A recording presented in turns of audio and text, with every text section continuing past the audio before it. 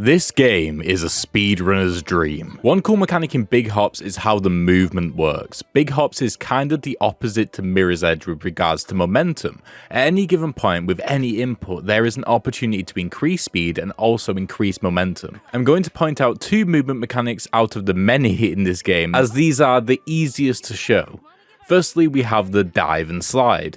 Much like in Mario Odyssey, you can dive midair and hold the button to slide once you land. Sliding obviously increases your speed if you're going downhill, but what's cool is that if you jump out of that slide at the end, not only do you keep your momentum, but you gain speed. Therefore, if you can chain clean dives and slides together, you can really pick up a bunch of speed. Of course, this becomes harder to control, but the devs thought about this and allowed for what is essentially snap aiming to the current point of your analog stick when you initially come out of your slide. Because of course, whilst you're in your slide, the character is always drifting towards your analog stick coordinates, so there's a bit of disparity there, which is then made up for with the snap aiming. Then we have the grapple. Grappling can increase your speed and momentum to varying degrees depending on how clean the swing is. But again, much like the dive and slide, if you chain them together one after another, you can find yourself being launched really far. This is because the swing increases your velocity, but then the way the swing is calculated is it takes your initial velocity and then increases it further. So the higher your velocity going into the swing, the higher it's going to be when you leave it, again, so long as it's clean. This game's movement system is all about giving players the ability to go really fast, so long as they can chain moves together, which I think is really great. If you haven't heard of this game yet, and you were into 3D platformers, I highly recommend checking this out.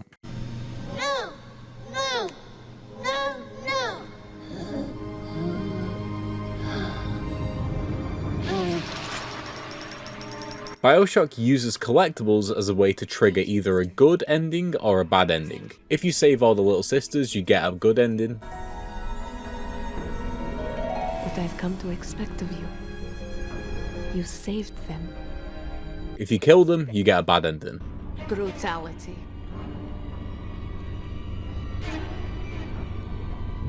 Rapture was not enough for you. Your father was terrible. This type of ending tries to tip the scales with regards to player behaviour. In Bioshock, regarding the gameplay, it is better to kill the little sisters as it makes you stronger. So in an attempt to counteract that, the devs added a clause in the contract where you only get the good ending if you save them, and essentially make the game harder. Now, takedowns are really interesting in Enslaved. The foundational aspect of takedown works the same in this game than in any other game with a takedown. It guarantees a final blow, plus protects the player from any damage whilst the takedown animation is happening. However, the difference is, and why it's cool, lies in what happens after the takedown, based on which enemy you've attacked. Certain enemies will then be throwable after a takedown, causing an explosion on impact, doing AoE damage. Other enemies will grant you a weapon to use after the fact, and the turret goes further with this and allows you to mount them and become the turret yourself, really turning the tide on any battle. This mechanic addition really does a lot to the enemy hierarchy of the game. If an enemy in the back of the field is ready for a takedown, most players will charge through other enemies, risking taking damage on the way just to get that takedown and take advantage of the benefits that come from it. Really potent reactive design. Bag of Dreams is a deck building game with a twist. To arrive at the one cool mechanic, let me just set the scene. So you have playing cards primarily in order to fill up the meter at the top of the screen, and you want to fill it up with the color blue. The meter always starts half blue and half red. The reason why you want to fill it with blue is because the amount of red you have in the bar by the end of the round is then translated directly into what is called nightmare fuel. If nightmare fuel is over 85, for example, then terror cards are added to your deck at the end of the round and cannot be removed for the rest of the run. In subsequent rounds, if terrors are drawn, they are immediately played and they fill the bar with red at the top. The fail state of the entire run is if your bar at any point is entirely red. So more nightmare fuel equals more terror cards equals a higher chance that you're going to lose the run. So with that all being said, the one cool mechanic in Bag of Dreams is the nightmare fuel. The nightmare fuel is a constant throughout the game. Say you finish a round at 35 out of 85, the next round you start, you'll be on 35. So So already there's a bit of depth there regarding how much you want to prioritize producing Nightmare Fuel one round or whether you want to save that prioritization for the next round. Then we have the fact that Nightmare Fuel directly affects your deck. As you are building your deck or removing cards in between rounds, you have to keep in mind the likelihood of drawing terrors, as again, those are the main triggers for the fail state of the game. It isn't uncommon in deck builders to use a mechanic such as this, where inserting cards into the player's deck is the key way to kill them, but it's really interesting how narrowly focused Bag of Dreams is on this one mechanic. Then we have the in-between rounds, like I mentioned previously. Cards you play during rounds also give you currency to spend on buying new cards, removing cards, or increasing the size of the board. So you have to weigh up whether you want to fill the board with cards that give you currency or cards which negate Nightmare Fuel. There is an argument that either decisions leads to similar outcomes, the outcome being the reduction of chance of drawing terrors, as buying cards fill the deck with non-terror cards and not getting Nightmare Fuel reduces the intake of terror cards. But it's up to the player how they balance this. Another cool mechanic in Cairn is how the stamina works. So I've already discussed how the climbing works, but I will just rehash a small part of that description. When you are choosing where to place a limb on whatever you are climbing, you then essentially secure that limb in place, and the game automatically picks another limb. The way stamina works in this game is that it calculates the overall stamina of your character, but also the tiredness of each limb. It does this by taking the friction and angle of the surface as well as the stretch and bend of each limb itself, alongside the weight distribution of the character. Now this is really interesting because it's shown very intensely on the character model itself, with no doubt being ramped up over time during development due to testing and wanting to make sure the game conveys this info to the player in the most optimal way possible. But this does lead to it looking a bit jank in places. If an arm is super low on stamina, it's going to look very shaky, almost unintentionally so. This bit of feedback, alongside the S effects of the main character breathing heavier,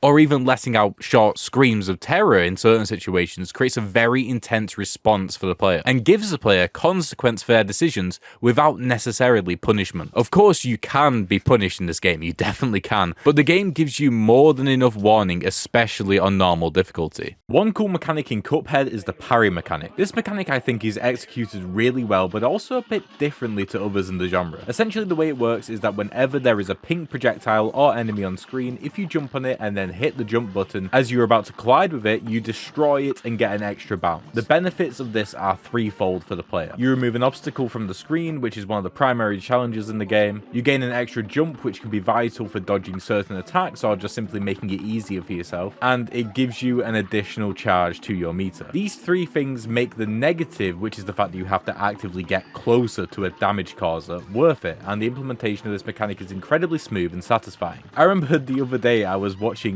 Bluey with my kid, and one of the characters was wearing pink. My instincts were to parry the character, no questions asked. One cool mechanic in Dice A Million is how the economy works with both the deck building, or should I say dice building, and the combat in rounds. So each fight you need to roll a certain total number across all your dice in all the rounds. If you roll higher than the minimum target, then you get the difference to spend on improving your deck. So say you need to get 50 in order to progress and you roll a total of 100, then you get 50 to spend in the shop. What's really cool about this is firstly it rewards the player for being ahead of the curve, creating a satisfying snowball effect. But secondly, and something which you might not clock at first, is that any money you don't spend rolls over into the next round, meaning that you essentially get a head start. So for example, if you don't spend 50 in the shop, you start with 50 in the next round, reducing the amount you actually need to beat that round. So basically 50 damage already done to the enemy, if you want to look at it like that. So it creates a really interesting decision.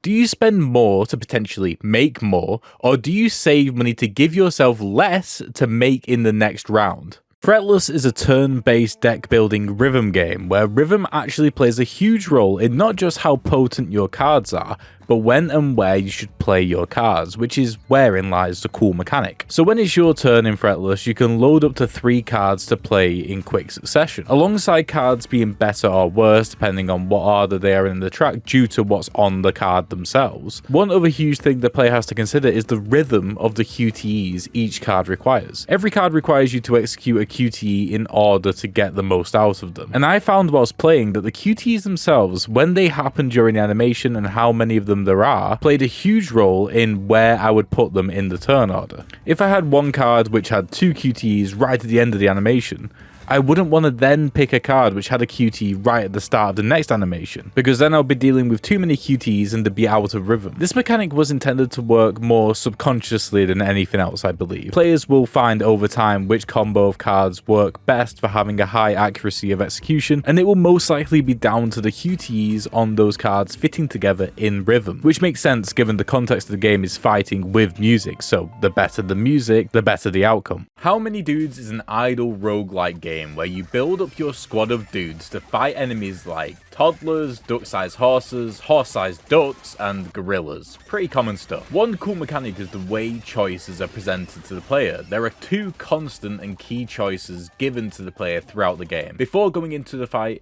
you choose what is essentially either an easy fight or a hard fight. The main choice here is a risk-reward choice. Do you choose to go for the harder fight to get more money but risk losing dudes, or do you choose to go for the easier fight and get less money but maybe keep more dudes? This decision is made more interesting by the timeline at the top of the screen, as you can see when your next shop is or when the next boss is coming, so depending on where you are, you might prioritize one decision over another. On top of that, once you get better at the game and more exposed to how it works, the individual enemies and what their abilities are do have a big effect on your choices based on which dudes you have, which is really cool. And that leads into the other choice as well. At the end of every fight, you get to react, you get to see how well you did and then make a decision of which dude type you want to recruit next, like a vampire or a knight or a cleric. For a game that is mainly idle, they needed to get these choices right, and they definitely have. Now, this mechanic is cool, but it's also something which I think has brought Cuphead players a lot of frustration and sadness. It did for me at least. The boss timeline appears whenever you fail a boss, and its only job is to show you how close you were to beating the boss as well as what phase you were on. This UI element does so much for the game. It gives the player the carrot on the stick they need in order to keep going. They might be on their 10th or 12th attempt at beating a boss, but so long as they see themselves getting closer and closer to the end of that timeline, it keeps them going. The usage of phases on this timeline is something really important to point out as well, as it compartmentalizes goals for the player, especially towards the end of the game. A player may struggle to beat the first phase of a 4-phase boss. The timeline, however, makes them feel okay about it, and more rewarding when they do beat just that singular phase as well. Instead of the player feeling like they have to beat the entire boss every attempt, they might instead think, I just need to beat this phase, or if I can make it halfway through this phase, then that's progress. Really well done. One cool mechanic in Incredicer are the 2 currencies and how important they are in this idle dice rolling game. So you have 2 currencies, money and dark matter. Money is used as expected. You buy dice or buy upgrades to the dice in order to make more money. Very simple gameplay loop. However, dark matter is different entirely. With every dice roll you get 1 dark matter. You then use dark matter to start unlocking skills on the skill tree. At the beginning, this skill tree is deceptively simple, but then you quickly start getting more and more options, and those options are threefold. You can unlock economy skills, which can increase the potency of individual dice. You can unlock dark matter skills, which allow you to gain more dark matter per roll. And then you can unlock skills which give you both money and dark matter, but just indirectly. For example, as this game is an idle game, you can buy cursors which roll dice for you. So the more cursors you buy, the more money you get, but also the more dark matter you get as more dice are rolled. The economy of this game is interesting, where throughout your time with it, your goals change based on what economy type you need. So you find your way pushing one way up the skill tree and then counteracting that later on, or maybe even regretting some decisions you made earlier on. Considering it took me just 6 hours to 100% this game, I didn't expect to be so involved in an idle game, but I always found myself every few minutes agonizing over different decisions, and I think that is specifically due to the way the currencies works, and I really like that. Magic Archery is an incremental game about becoming the greatest archer. One of the main gates to progression are your current stats. You gain stats in concentration, strength, vitality, etc. The gate is that you need to have a certain level in a certain stat in order to unlock different quests. The quest lines are the way you beat the game. You need to get to the end of the quest line where you become the greatest archer, and that's how you beat the game. But to get there, you have to unlock and beat all the other quests. But One quest might need you to be a certain level in accuracy or dexterity, for example. One way that the player can choose which stats are affected more than other stats is by selecting them in the stat screen. This essentially acts as a prioritization. However, one really interesting way to increase stats is also through the quests themselves. So the game works like any other incremental game. The newest quest gives you the most money, which then feeds into all the other systems in the game. However, quests also give you extra XP for certain specific stats. Therefore, it creates an interesting decision sometimes where the player is choosing between making more money or making more XP for certain stats. So depending on where you are in the game or what your current goal is, you might want to change your prioritization between picking the most recent quest, which gives you the most money, or picking a quest which is much earlier, which gives you much less money, but focuses on specific stats you need right now.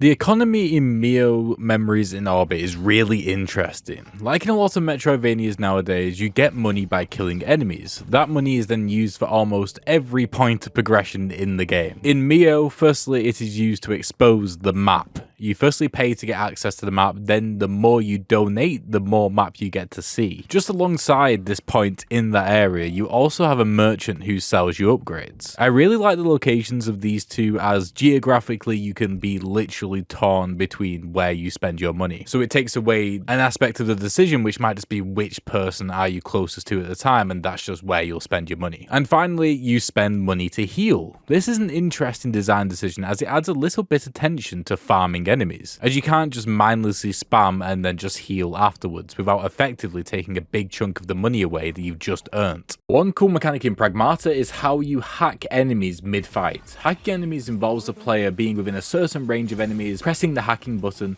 which by default is a side button on the mouse, and doing a mini game where they have to move their cursor through the arrows to get to the green zone. Hacking enemies significantly increases the amount of damage they take when you shoot them, so it's very much worthwhile doing. This mechanic adds a lot to the minute-to-minute gameplay, as it requires a lot of repetition and focus to get quick at. So for a while at the start, the player always has to make that decision between shooting and dodging or hacking. When I first booted up Enslaved Odyssey to the West, I was terrified that it was going to be a pain dealing with the AI companion you have at your side for the 14-chapter runtime of this game. Now, this would be true if I was to play a game with an AI companion that was released this year, but especially as this game is over 15 years old at this time of recording, I was particularly worried. That fear was quashed pretty early on though, via the AI commands menu. The command menu is relatively simple and mainly based on context. You can tell your companion to do the opposite of what they're currently doing, which is to either follow or stand still, which is useful in fights and easy to do. You can tell her to raise a decoy, which will be incredibly helpful in fights and often essential when dealing with turrets, and you can use the command wheel to access the upgrade menu too. Outside of those three, the rest of the commands are centered around puzzles and getting tricks to pull levers and move obstacles or change the environment for better platforming. On top of that, the command menu has an extra feature where when you are not in a puzzle setting, it focuses in on the companion's location. And outside of using the commands for commanding, if you just want to know where your companion has gotten up to or how close or far away they are from you,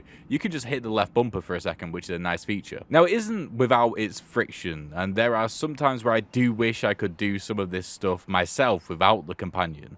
But given the context of when this game was developed, and the fact that I can say confidently that this system is better than a lot of AI companions I have had to deal with from games released even in the last 5 years, I thought it was worth a mention. How many dudes can sometimes give you too many dudes? Basic dudes, that is. In How Many Dudes, you will quickly get better dudes, such as vampire dudes, cleric dudes, knight dudes, but at the same time, your starter dudes, as well as stray dudes that wander into your party, are essentially just bodies that don't really do much. That is until you get the opportunity to train them up at the cost of a bit of money. Now, this is a really cool mechanic just simply because it directly answers the anticipated player behavior and desire of wanting to improve your weakest units. Deciding where to send someone in Quarantine Zone The Last Check is the core decision you will be making throughout your time with this game. After going over all the potential symptoms and listening to their plea, you then have to decide where to send these people. You can either send them to the residential zone to live out their lives whilst they wait for evacuation. You can send them to the quarantine to wait for a few days to see how their symptoms develop, or you can send them to liquidation, which, yeah, I think you get what it is. Just purely from a gameplay gameplay perspective, this decision is very meaningful for two reasons. Firstly, and as you can probably guess, the outcome of your decisions drastically affect how much money you get. Make the right decisions, get more money, make the wrong decision, get less or even no money depending on the decision. Another aspect of the gameplay is the fact that all three locations I have mentioned have limits to their capacity. Well, liquidation doesn't obviously, but the other two do. So weighing up just how bad their symptoms are, whether you could send them to liquidation in the off chance they actually become infected if they're not right now,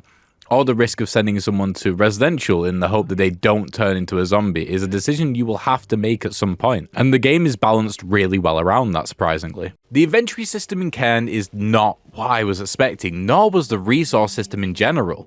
To quickly explain, the player has a few stats which decrease over time, such as stamina, grip, hunger, and thirst. The game starts you off with a bunch of resources in your bag which look like this.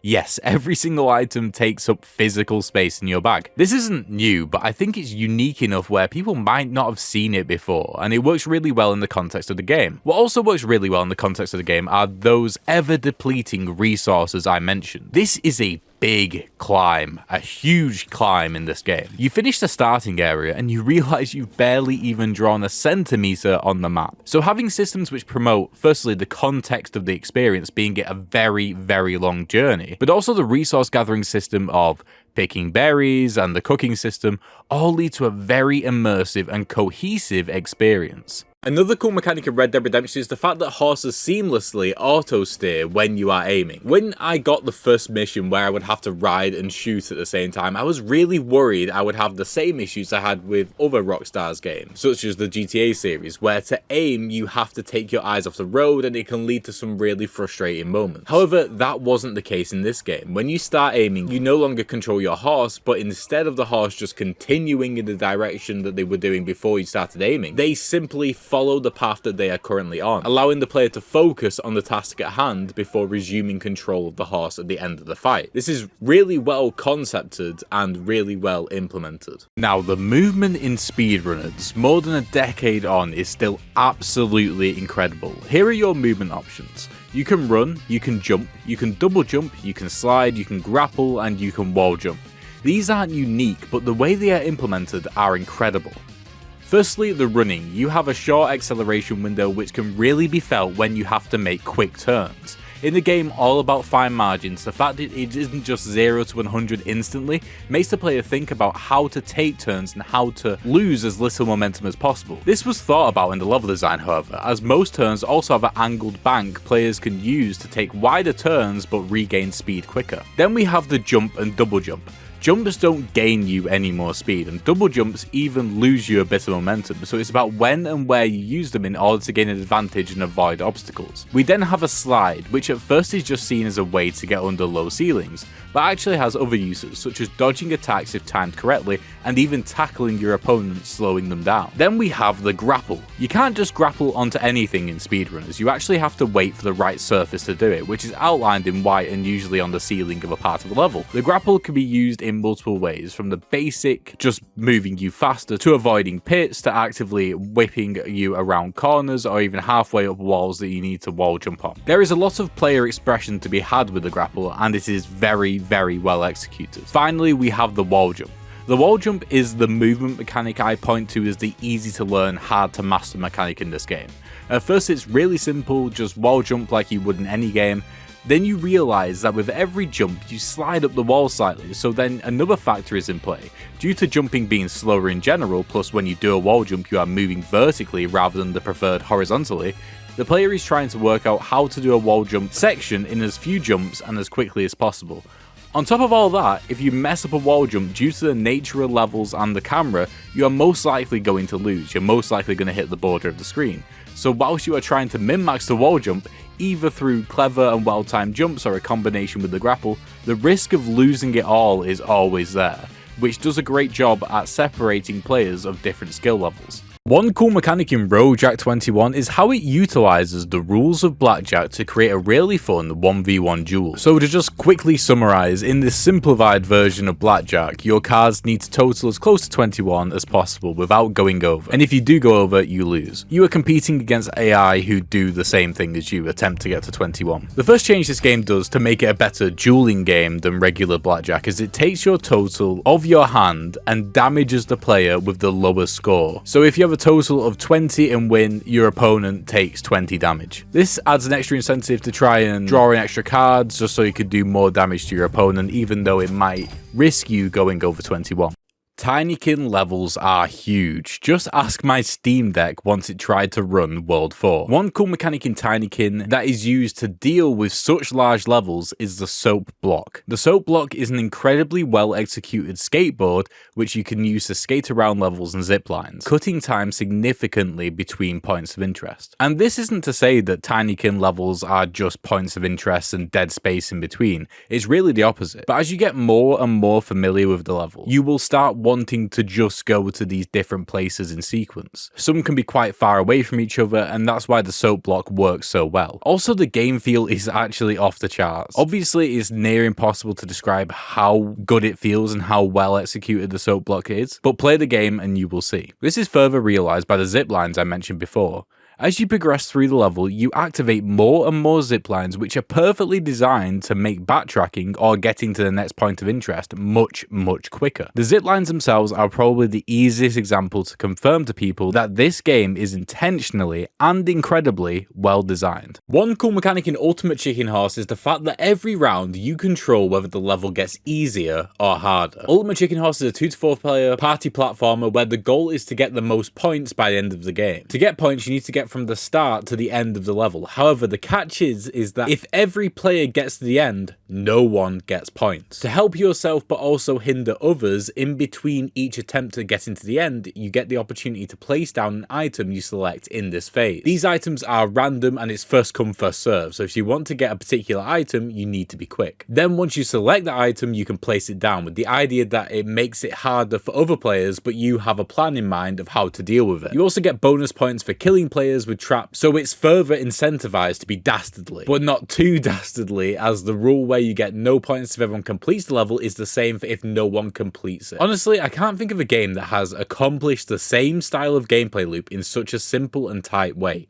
Another cool mechanic in Vital Shell is how the weapon upgrades and progression work. Like in most roguelikes, at the end of every round you get to pick 3 options to level up your weapons. Most of the time you will probably want to pick upgrades which suit your different weapons best. However, one thing to know, and can affect player strategy and decision making, is the fact that when you max out your weapon by picking 4 upgrades, it gets an entirely new, very powerful passive. This adds a layer to decision making, where players might want an optimized, balanced set of weapons, or they might want to rush in early, max out a weapon, and give themselves an early advantage, which can trigger a snowball effect as it will allow them to get more XP because they're killing more enemies and then therefore level up quicker and get more upgrades, etc. Or it could indeed lead to their downfall if their upgrades don't align. The UI, or lack thereof, in Cairn is really interesting. This is a climbing game which takes itself very seriously for what is perceived to be a lot of small but necessary systems and options. To illustrate this best, there is a D-pad selection system which has 2 modes, meaning 8 different options. But at the same time, the game wants to immerse the player in the climb. How does it do this? Well, for the majority of the time, climbing sections are designed to, so long as you're full on all your stats, not require any inputs other than the climbing related ones, meaning all you need is square, your analog stick, and up on the D-pad for pitons. So the UI just disappears completely. It's only when you use an input, such as a D-pad input or any other such input, that all the UI reappears on the screen. This works out really well naturally without too much hand-holding, where the UI will naturally disappear during a climb because you're not using the inputs. But then when the player reaches a flat surface and then starts to eat or drink or camp, the UI reappears. The desire for reduction in UI is also very clearly shown in the camp, where every menu selection option is diegetic, meaning in-world. Super cool. Another cool mechanic in How Many Dudes is the consumables. Consumables are a key way the game gives the player back some agency and input mid-fight. Whereas the majority of the game gives the player agency in pre and post fight decisions, consumables allow the player to impact the fight as it's going on. You can have consumables which can revive dudes mid-fight, or cast spells on enemies, or even teleport your own units to different locations. At the start of the run, you most likely won't really feel the need to use any of these consumables at all, but I found that as I got past around round 30, consumables became really important to get through rounds, which I really liked. It turned this predominantly idle game from a sit-back experience to a lean-forward experience in a gradual but meaningful way. Now, probably the most contentious design decision in Mio Memories in Orbit is the decision to, firstly, only allow the player to heal at particular locations in the level, and secondly, when you are in a new area, you need to go to a specific point in that area to look at the map. Not just to buy it, but to look at it at all. The decision around healing is interesting, as in most Souls-like Metroidvanias, checkpoints act as tethers. The further you get from them, the more tension there is. However, this game has two tethers. The first being the checkpoints, but they are so few and far between you are just really accepting that you're going to have to do a lot of backtracking if you die. And the second points are the health stations, which are more frequent, probably as common as benches in Silksong or Hollow Knight in terms of distance from one another. Now I think both these decisions, the health stations and the map, elevate the difficulty significantly, but in ways that are very intentional. The developers really want players to get to know areas, to learn them inside and out, and then they get an easier way to see the map and steer to health stations when they are returning to these areas later on in the game. But they really wanted to make the discovery element of the game very clear and unavoidable from the start. Whether you like it or hate it, it's a design decision which has been implemented really well for that particular vision. Now, I'm going to go into a bit more detail about Quarantine. Another cool mechanic in Quarantine Zone The Last Check is the Quarantine Zone. As I've mentioned before, you have a strict capacity limit for this building. At the start of the game, you can only have 3 people in there at any given time. This of course means you have to weigh up whether it is worth sending someone there or not, but also it makes you go back and check on them every single day to see if you can free up some space. Again, just to reiterate as well, the decision to make this game a 3D first-person game really makes walking to these areas really impactful. You are actively going in to decide someone's fate, you're walking to do that. But anyway, you have 2 options once you get to Quarantine. Firstly, you can select individuals to exit Quarantine so you can evaluate them. This just means checking them as if you would if they entered the checkpoint normally. One design decision that I like that they've made with this one is that the game could easily have given you the information regarding what you initially thought was a symptom previously, so then it's easy to compare. But they did not do this. This forces you to try and remember why you sent them there in the first place, especially if their symptoms have changed, and potentially second guess yourself. And secondly, you can just walk up and kill them, kill every single one in the chamber. Now, you wouldn't really do this unless you really needed space for new people and you weren't sure about them anyway. Or if they just straight up became zombies, which happened to me, and it was terrifying. I did not expect it to actually be the case where the game would show you them becoming zombies and you having to kill them. I thought it would just happen off screen in the night, but it did not. Now, this is sort of an extension to my cool mechanic on the combat in Mio, but I don't even really know what to call them. The little nodes in the air are really neat. Basically, to recap, you lose all your velocity when you hit an enemy, meaning you can stay mid-air and combo an enemy almost indefinitely. Now, there is knockback to your hits on the enemies, so eventually you'll be out of range of them and fall. However, one thing you can do to keep going is to combo an enemy, hit the node that's in the air, and then keep going. The node pushes you slightly in the direction you are hitting from and keeps you in the air for longer. This allows you, with enough practice, to really keep combos going and move more freely in the air. It's a really nice addition, and I think will be felt most by people who really master the combat and the movement of this game. Deadeye is another cool mechanic in Red Dead Redemption. At first, the Deadeye mechanic really does just feel like a way to help players who are struggling with aiming, as it is essentially a slow motion auto aim that allows you to fire bullets off rapidly against a lot of targets. Imagine Fallout's VAT system, but you can shoot multiple targets and you almost always hit every single one of them, so long as they aren't behind cover. However, as you progress through the game and the Deadeye mechanic is used in other various ways, such as the dueling minigame, you realise that this mechanic is also another great way Rockstar makes you feel like a cowboy in the Wild West. Being able to rapid fire off multiple shots with pinpoint accuracy whilst everyone else is still pulling out their gun always feels great and really does make you feel like a badass. Another cool mechanic in Roguejack 21 are the blackjack effects mechanic. In this blackjack dueling game, there are two ways to trigger blackjack effects on your cards. One being to get the perfect 21, so your hand equaling 21, which is self-explanatory, or to double down. What doubling down does is it draws a card like a hit, so like a regular draw, but then immediately makes you stand, meaning you can't draw anymore. Which means that you could be way under 21 when you draw that extra card, but you just can't draw anymore. Blackjack effects are this game's core deck building aspect. So you build your deck based on the numbers the cards have, sure, but the main way you build your deck is around what these effects do and how they can help you get to as close to 21 as possible.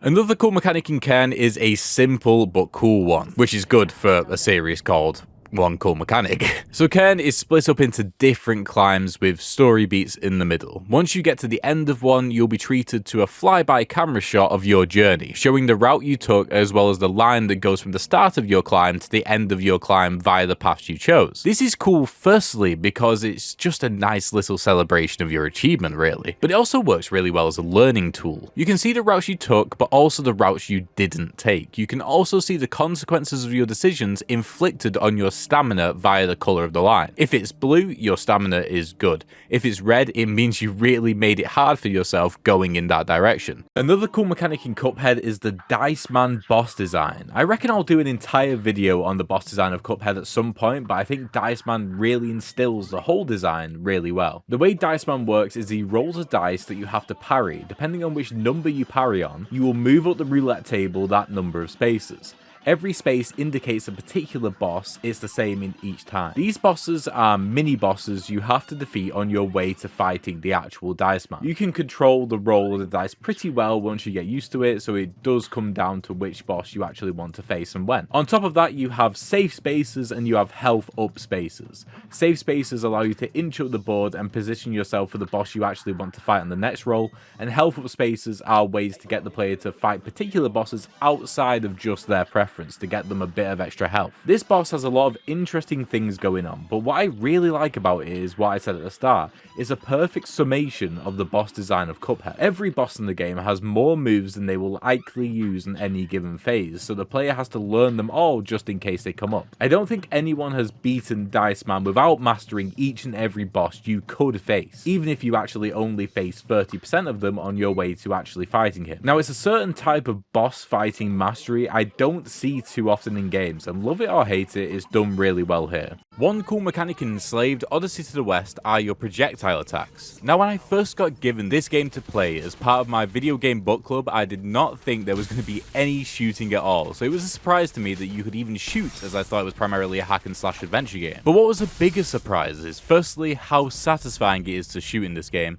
especially once you upgrade your staff, but secondly, how deep it can make combat. So to break it down, you have a regular plasma attack, which is yellow, this is your damage doer, and you have your stun attack, which is blue. The stun attack is your primer. You can use it to stun regular enemies or stun and remove shields from shielded enemies. The only enemies you cannot stun are the enemies which can stun you, and these guys are blue, so it's obvious. Then you have the plasma bullet, which one-shots any primed enemy, and even any enemy which isn't primed on easy difficulty. What's more is due to the travel time on the bullets themselves, you can shoot a blue and an orange bullet before the first bullet has landed, priming and slaying the enemy whilst you move on to the next enemy, which makes you feel like a badass. This setup allows for the player to, on the fly, pick their targets, prime who they want to prime, thin the herd when they think it's necessary, and generally crowd control before enemies get to them, all whilst it feels absolutely incredible to use due to the mix of feedback and auto-aim. This one mechanic really does make this game feel like a truly incredible feeling third-person cover shooter as well as a hack and slash game, which I think is a feat in and of itself. The modifier system in Mio Memories and Orbit at this point is not unique in the slightest. However, the saying is 85% imitation, 10% improvement, and 5% innovation. And I think the modifier system in Mio does just that. If you don't know, the system is essentially a perk system. The way it works in a lot of Metroidvanias with this system is that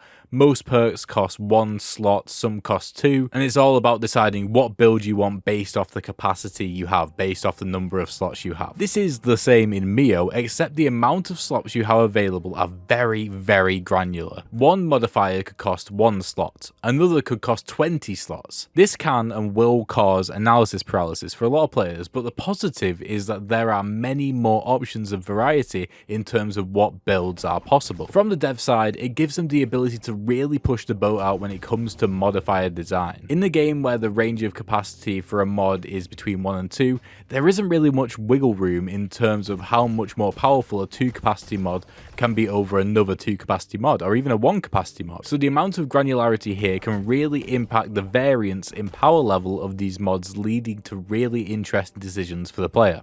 Also, yeah, there is drone fighting tower defense gameplay in Quarantine Zone: The Last Check. Who could have guessed? Now, with this gameplay here, I didn't really think it would fit in the game at first. And don't get me wrong, this is very much an addition to the game, pretty much tacked on. However, I wanted to call it out because of the game feel, which is surprisingly incredibly good. Your drone has 3 different fire types to use: your regular spray and pray, a full-blown missile, and a halfway house in between. Each fire type has different reload speeds, but of course does more or less damage depending on how long that reload speed is. One nice quality of life feature with this is that the reloading still happens even if you've switched off your weapon, allowing you to cycle between weapons without any delay. On top of the game feel, the enemies and level design is just straight up old school style game design. Enemies run towards one point, you have exploding barrels, a wall to defend, and you just shoot. Honestly, after taking the time to look at the Xbox 360 era games recently, specifically Enslaved Odyssey to the West, where I did a 5 cool mechanics on that game,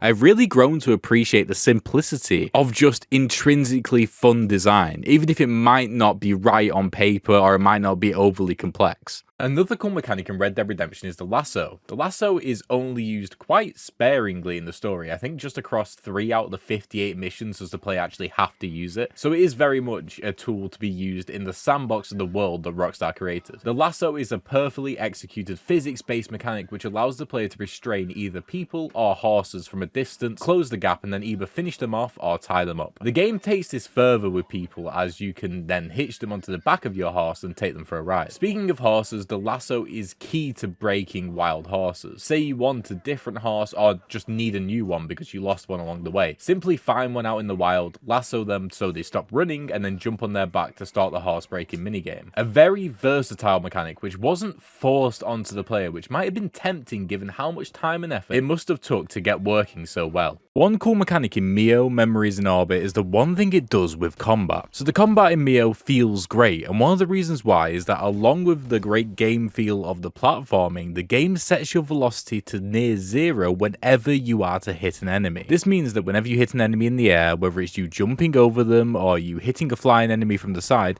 you will stop dead mid-air, allowing you to combo them without falling so long as you keep hitting them, because as soon as you miss, you'll start to fall again. This feels great in practice and is really well implemented. One cool mechanic in Quarantine Zone: The Last Check is the investigation mechanic. Quarantine Zone is a Papers, Please style puzzle game. People come through the checkpoint, you use different tools to check them for different things, then you decide their fate. This mechanic is done really well in this game for 2 reasons. Firstly, the nature of the 3D environment, which might sound weird, but the fact that you are a character experiencing the game in first person allows the designers to utilize a bunch of different ways to make investigating interesting. For example, one tool you get is the X-ray gun, which allows you to look through people's clothes. Doing this whilst also having to walk around them, looking them up and down, firstly makes you feel like a terrible person, which is pretty evocative, but secondly really makes you immersed in searching for different symptoms and diseases. Secondly, the wide variety of different aspects you are looking for immediately and how that grows every day makes every check really intense. There are symptoms which straight up mean that the person is infected, but there are also symptoms which are described explicitly as being safe, though they might not look it at first. However, there are loads of symptoms which are in between. They could mean that they are infected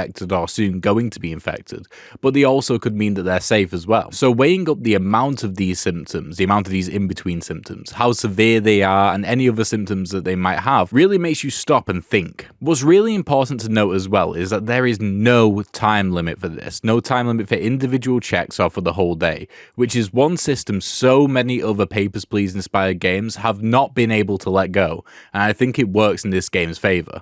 Another cool mechanic in How Many Dudes is the perk progression system. Instead of leveling up your units or having any sort of stat-based permanent progression, it's all about which perks you buy or pick up when given the opportunity. These perks can be general or they can be specific to a particular unit type. The point is that you could be presented with the exact same 3 perks on 2 different runs, and your decision making process could be completely different depending on your squad and where you are in the run and what other perks you have and so on. It just feels really good to build up your bank of perks. Some synergize, some stack. You can really make the most out of these decisions in really interesting ways. One final cool mechanic in Quarantine Zone The Last Check is just the structure of the game as a whole. The mechanic of the first-person perspective, with all of the design problems and opportunities that brings to the game like this, really makes the game feel more impactful than so many of the other games that have tried to capture what Papers, Please was all about. The fact that you can walk to Quarantine, or to the residential area, and see people you have checked living their lives and dealing with the consequences of your decision was more impactful than I expected. Alongside this, there is an entire base building mechanic in this game, which is very bare bones, which is why I haven't talked about it too much, but the fact that you can walk around and see the changes and the impact of your decisions in the base building section of the game really does elevate both design decisions. I think one of the key issues, or maybe not issues, but things that other games miss when they're trying to emulate that of Papers, Please, is that feeling of your actions have consequences, your decisions have an effect on people's lives, and Papers, Please does an incredible job with very little, but that doesn't mean that because this game takes a lot of effort and tries their hardest by creating an entire 3D environment to have the same feeling doesn't mean that it's any less valuable. It does the job. Now, I don't think I've seen this in another deck building roguelike game, but feel free to comment down below if you have. In Roguejack 21, you can lock items from the shop so they appear in the next shop. This is a really interesting design decision because on the surface, you might think this gives the player too much control, but it's actually a really interesting decision for the player. This is because locking an item in the shop essentially removes a slot from the shop regarding getting fresh items, which the player might not always want to do. So yes, it does give the player control, but at the cost of essentially losing one slot in the shop until you unlock it, which I believe is really interesting for this type of game. Another cool mechanic in Speedrunners are the items. Like in any arcade racer, there are most likely items or pickups you can use in order to affect your opponents. Very much a remnant of the take that mechanics from board games like Frustration or Uno. There are a slurry of items available to you. You collect them by reaching blue stars on the map, and you can only hold one at once. Most items have the same thing in common. Use them to temporarily knock out your opponents. However, unlike other arcade racers, the level design is such a huge factor here. I'm not going to go into every single item, but let's look at just 2. Firstly, the Ice Ray. The Ice Ray does what it says on the tin. It shoots out a ray from you, and if it hits anyone, they turn into ice. This could be devastating for your opponent, as they will have to wait a couple of seconds to move again, which is critical for this game. However, if you do it at the wrong time, say on a slope for example, they could gain super speed and actually shoot past you, making the decision of when to use it to not only just inflict the most damage, but also avoid it actually being a boon for your opponent really interesting. Then we have the rocket, probably the hardest item in the game to actually hit with. The rocket shoots out from you and then after a second starts to home in on one of the players. Because you don't get to choose which player it targets, coupled with it maybe taking 2 to 3 seconds to actually get close to the target itself, it could hit part of the level, or the target might have actually gone past you at this point, meaning that you could be in the firing line. I think if I had a graph of like how many times I hit an opponent or how many times I hit myself with the rocket, it would definitely be me being hit more. On top of all this, pretty much every item can block another item if timed and placed correctly. The devs here 100% took advantage of the fact that this is a 2D platformer, meaning that they didn't have to give the player as much support when it came to the mechanical inputs such as timing and aiming or dodging like in the 3D racer. One cool mechanic in Vital Shell is how the leveling and health works. In this Vampire Survivors inspired roguelike, whenever you kill enemies, they drop crystals. If you pick them up, you get XP. Pretty simple so far. Also, the game is nice enough to fly all remaining crystals to you at the end of the round, meaning you don't lose out on anything. So, why bother picking them up during the level? Well, for one simple reason. If you level up during a round, it restores your health back to full. The reason why this is so important is because the way most enemies work is that they just follow you, which naturally promotes toilet bowling around the level, which is fine, but it isn't very interesting. Therefore, to allow players to level up mid-round by picking up crystals early, and therefore healing themselves, is a great motivator for the player to switch it up. If you are low on health or just simply near a bunch of crystals whilst you are surrounded by enemies, you can take the risk of being hit a bunch, but then shooting right back to full health. Another pickup which promotes this as well are the super pickups. Like XP, they fly to you at the end of the round, and then they can be used in later rounds, but if you want to use them now, you've got to get into the fray. The luck mechanic in Roguejack 21 might not be something that is at the forefront of your mind when you initially play, but it is really cool. So basically the way it works is it's a percentage from 0 to 100, and with every increment, your luck in quotations increases. What this luck does is it reactively changes what cards you are going to draw. So your deck is ordered and each card is in a stack actually physically in that order. But when you go to actively draw the card, your luck stat can change the card based on how close you are to 21. Now to prove it, this can be seen in this clip here where I can see that I'm going to draw a 3,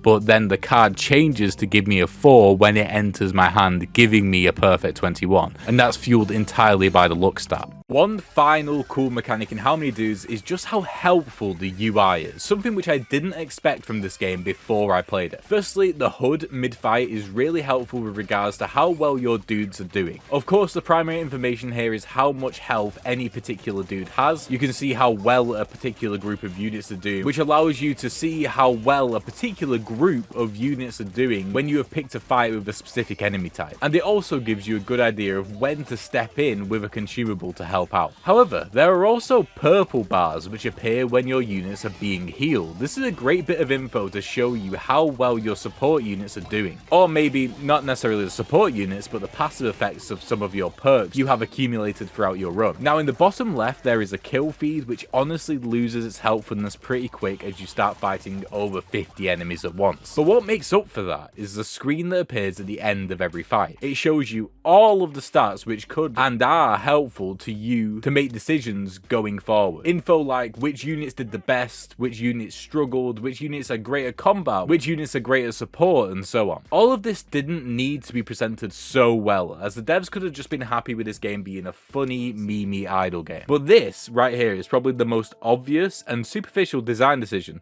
that everyone can see and then appreciate that actually the devs are super serious about making this a really fun, enjoyable, and deceptively deep game. One cool mechanic in Tinykin is the context sensitivity the game has regarding using Tinykin. For ease of explanation, Tinykin are Pikmin-like units which are used for specific things. Now to do away with the tedium of either being next to the right Tinykin at the right time like in the original Pikmin, or having to cycle through them like in the more modern entries, Tinykin just assumes the Tinykin you want to use based on what you are aiming at. By default, it is green Tinykin, as they are the most versatile. But if you are aiming at something that needs to be carried, it will switch to purple Tinykin. If you are looking at an explosive, it will switch to red Tinykin. And if you are staring at an electrical socket, you'll switch to blue automatically. This keeps the focus on fluid platforming gameplay, whilst also taking advantage of the strategic unit collection and usage mechanic that can be found in games like Pikmin, solidifying the game as a frictionless take on a mid-90s dream. One final cool mechanic in Cairn is the way you can pull back the camera and take a look from a distance at any point.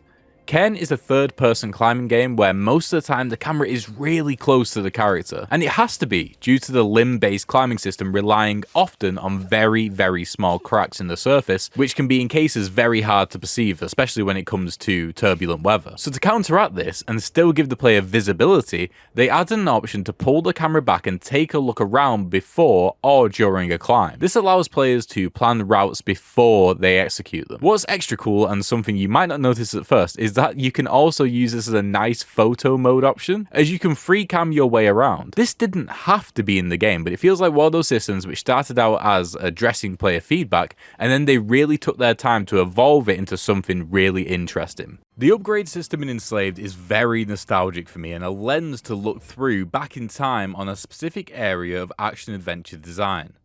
Every level is littered with collectibles. If you collect them, they are added to your tally, then with almost no restrictions, you can buy upgrades with them. This is a choice which for me is seen less and less nowadays, with more commitment and heavy curation of a particular build and progression path, which is great for those games and great for role-playing in one aspect, as it kind of forces you to play in a particular style. But playing this game made me miss times when you could just cover every inch of the opening few levels and then blast off a bunch of upgrades and really feel the power level difference. Additionally, this level of freedom does allow the player if they choose to go down particular paths, just without locking them off others. For me, for example, I love the shooting in this game, so I just rushed all the shooting upgrades and really felt the positive feedback from that in the gameplay immediately after, which was great. Let's bring back this style of progression, I say. One cool mechanic in Speedrunners is the way the camera and screen works when the player dies. Speedrunners is a 2D platforming arcade racer where the idea is to run around the level as quickly as possible. The key here is that the camera zooms out the further first place is from last place. Eventually the camera hits a maximum zoom distance, and if the player goes off screen at that point, then they die. Which is cool all by itself, very unique and a great use of the 2D side-scrolling medium. But it's what happens after the first player dies that I find really interesting. As soon as they die, a red border begins to grow around the edges of the screen, and as you can probably guess, if you touch the red, you die. There are a couple of interesting things happening here. Firstly, it's a great way to make margins for error tighter in a roughly even matched game, keeping rounds quick. Secondly, the max zoom out distance of the camera doesn't change. The reason why I'm calling this out is that another design decision that could have been made would be to just slowly decrease the max zoom out distance, as that is essentially what the red border is doing. But it's not as intuitive or immersive as the red border, so it was a good design decision in that regard. Finally, there's a bit of nuance as to how the camera works, which isn't really felt until the red border begins to appear. The camera zooms in and out depending on the distance between first and last place, like I said, but also the camera only follows the first player vertically. This doesn't come into play too often until the red appears around the edge of the screen, but once it does, the first place player can really use it to their advantage. You can make big swings with a grapple, jump up onto high ground or drop down to low ground quickly in order to try and force the other player off screen, giving first place a big advantage. I did say that this was the last thing, but one other thing I wanted to mention is, what happens if the players just don't die? Well, there is an answer to this. A timer appears at the bottom of the screen which, by the end of it, will start the red border creeping in from all sides. A nice extra touch which again is for the purpose of keeping games short and sweet. Buying and equipping items is not new, but it's a cool mechanic in Cuphead. As you go through the game, you'll be able to visit shops which will give you the option to buy different types of weapons and charms. You get money by completing run and gun missions which are completely optional, so the whole economy system is very much off to the side of the main game. You don't need to get money or buy anything past the first aisle, which is really interesting in and of itself. The way the shop inventory system works is you have to buy certain items in order for that slot in the shop to give you an option to buy another item. To a new player, this just feels like a choice between the items which are currently available at the time, and then you get a new item once you've bought one. But to returning players, there is an extra layer of thought behind wanting to get a certain item early, for example, so therefore buying items they don't really need or want in order to free up that slot in order to get that item which they do want later on. Then we get to equipping. The game is very clear in that it gives you a lot of options, but only 2 slots for weapons, and crucially, only 1 slot for a charm. There is no room for synergies here, and that's the point. These slots are curated so that they give the player just enough choice and decisions after fighting a boss for the first time. The idea is that the player goes in, fights a boss, then realizes what they need or would rather have in their toolkit with the charms and weapons they have available, and then go in again. The point isn't to create a broken build or a build you're really happy with throughout the entire game, but to constantly change and adapt based on the bosses you are currently facing. VIP rounds in Roguejack 21 are optional extra fights which you can take, where if you lose, your run does not end, but if you win, you get access to some really top tier upgrades compared to where you're at in the run and what you would have access to in other areas such as the shop. This decision is mainly a time sink decision. Do you take the time to attempt an enemy which is much harder than the other enemies you faced in the hopes that you beat them, or do you just decide to carry on with the run? However, Each VIP also has passives which can negatively affect your progression, such as stealing your chips, which will affect your economy of course. However, if you do win, then more than likely those passive effects wouldn't really have triggered too much during that fight because you'd be winning more rounds than you're losing. One cool mechanic in Cairn is how the climbing works. Cairn is a climbing game which forces the player to take control of each limb. But get this, it's not a rage game. Who could have thunk it? The way it works is surprisingly intuitive, but also incredibly smart. So to start climbing a wall, you press square or whatever left face button your controller has. At that point, the character will grab the wall with one of their 4 limbs, most likely either their left or right hand. At that point, the game will automatically give you control of another limb to then move with the left analog stick. Once you're happy with the placement of that limb, you press square again and it picks the next limb. It uses a smart limb picking system based off what the game thinks is the best limb to use at any given time. Now this is based off where your current limbs are, the strain on them, and what the angles and friction of the surfaces around you are like. You can override this if you wish, which will probably be utilized in speedruns, I imagine. Due to the design of the levels and the walls in particular, this makes the player contemplate every single decision, every single placement of every limb, but with enough control where it never feels frustrating and instead it's just relentlessly engaging. Another cool mechanic in Enslaved Odyssey to the West is the Cloud mechanic. Cloud is a surfing traversal tool which is used in very specific areas of the game. My god, does it feel good to use. The game feel is completely off the charts with this one.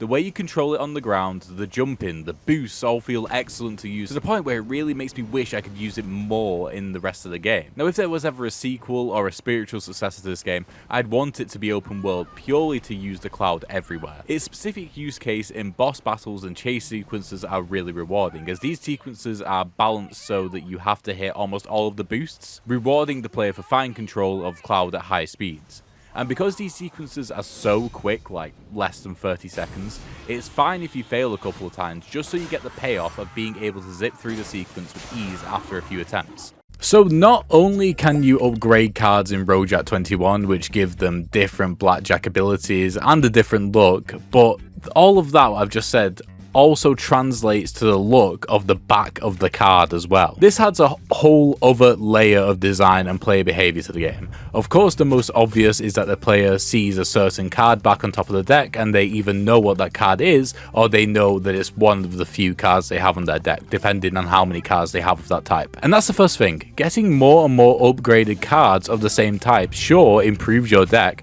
but at the same time removes an element of knowledge from you, as the odds of getting particular cards are more and more stacked against you. Additionally, this translates to the AI as well. You can see what type of card they have coming up next, which allows you to make different decisions. Firstly, it tells you what type of upgrade that card is, but also, especially against elites, rounds can go on for a while, meaning you will see a deck be reshuffled, maybe more than once. Therefore, you will actually be able to tell exactly what that card is going to be if they only have one of that card type. A really interesting design decision here. Another cool mechanic in Cuphead is how the meter works for your super move. Very simple, and also ununiquely, the meter goes up the more damage you do. You also gain an additional increase in meter when you parry. Shooting and parrying requires the player to attack, so then they can use an even better attack in their super. Now there is a charm which gains meter passively, but ignoring that, the design intention here is clear. Keep the player constantly on the offensive if they want more damage. Keep them shooting and keep them parrying.